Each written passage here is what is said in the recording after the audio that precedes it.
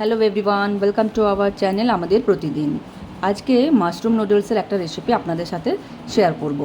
এটা বানানোর জন্য এক প্যাকেট আমি এখানে মাশরুম নিয়েছি, মাঝে মাঝে করে কেটে নিয়েছি, ভালো করে ধুয়ে পরিষ্কার করে একটা বাটিতে করে 1 চামচ সয়া সস আর বাড়িতে বানানো এই শেজওয়ান সসটা যেটা আগে বানিয়েছিলাম, ভিডিওতেও দেওয়া আছে, ওটা আর একটু চিলি সস নিয়ে নিয়েছি।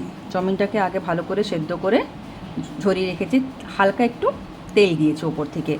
আর এখানে আদা আর রসুন বেশ খানিকটা কুচি করে নিয়েছি। এবারে একটা ফ্রাইং প্যানের মধ্যে বেশ খানিকটা তেল দিয়ে আগে রসুন আর আদাটাকে ভালোভাবে ভেজে নেব। কাঁচা গন্ধটা চলে যাবে, একটা খুব ভালো স্মেল আসবে, ততক্ষণ পর্যন্ত এটাকে ভাজতে শুরু করব। এখানে আমি যে তেলটা ইউজ করছি, এই তেলটাতে পুরো রান্নাটাই অলমোস্ট হয়ে যাবে, আলাদা করে পরে আমার আর তেল লাগবে না। যেহেতু চাউমিন বানাতে গেলে একটু হালকা তেল বেশি লাগে, কিন্তু এখানে যতটা দেখাচ্ছে অতটা নেই, অল্পই আছে। এখানে আদা আর রসুনটাকে ভালো করে দিয়ে নিয়েছি, হালকা করে ভেজে নেব। ওই যে বললাম, একটা সুন্দর গন্ধ বেরোনোর অপেক্ষা করব। করার পরে তারপরে আমি মাশরুমটাকে অ্যাড করব। এইটাতে মাশরুমের জায়গায় আপনারা এখানে কিন্তু চিংড়ি মাছও ইউজ করতে পারেন বা চিকেনও দিতে পারেন নিজের ইচ্ছে মতো। কিন্তু এখানে মাশরুম দিয়ে যে টেস্টটা এসেছিলো সেটা কিন্তু অসাধারণ ছিল, খেতে একদম অন্যরকম। ফার্স্ট টাইম এই ফ্লেভারটা আমি পেয়েছিলাম। এবারে মাশরুমটাকে দিয়ে বেশ খানিকক্ষণ ভেজে নেবো, যতক্ষণ না পর্যন্ত ভালো করে সেদ্ধও হয়ে যাচ্ছে একটু, আর একটু ব্রাউন কালারও আসছে।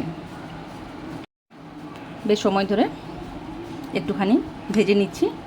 গ্যাসের ফ্লেম এই সময় কিন্তু হাই থাকবে। এখন একটু কলকি পাউডার দিয়ে দিলাম, মানে গোলমরিচের গুঁড়ো, আর একটুখানি স্বাদ মতো নুন দিয়ে দিচ্ছি।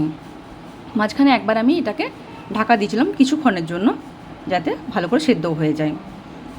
অল্প একটু ঢাকা দেওয়ার পরে গ্যাসের ফ্লেমটা আমি একদম হাই করে নিয়েছি, ভেজে নিচ্ছি। কালারটা একটুখানি চেঞ্জ হয়ে গেছে আগের থেকে, আগের মতো আর নেই।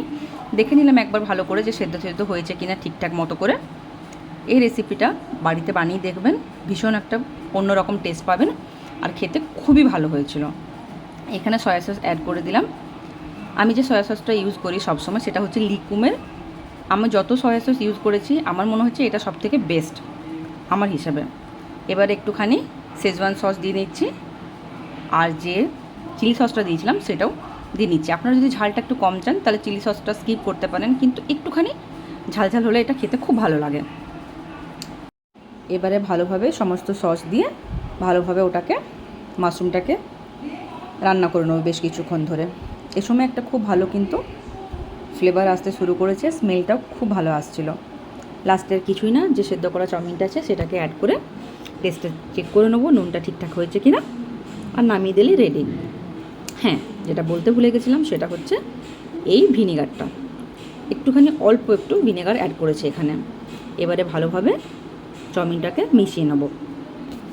আমার হাজব্যান্ড বলেছে এটা ভীষণ ভালো হয়েছিল খেতে। ও জলদি করে খুব একটা জিনিস কিন্তু সহজেই ভালো বলে না, ওর যখন ভালো লেগেছে তো অবশ্যই সেটা সত্যিই খুব ভালো হয়েছে।